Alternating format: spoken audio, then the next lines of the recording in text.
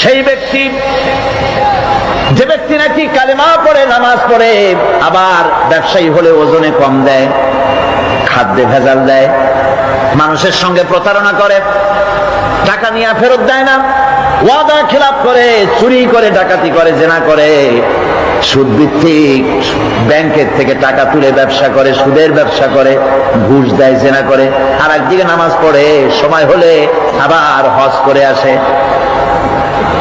এরকম মানুষ আছে না নাই? এই ধরনের মানুষগুলি ইহরামের কাপড় পরে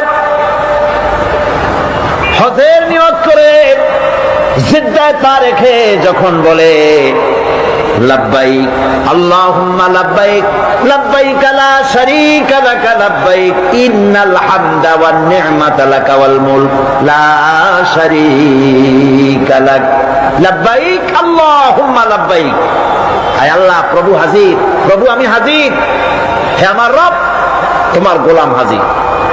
বান্দা বলে আয় আল্লাহ, গোলাম হাজির।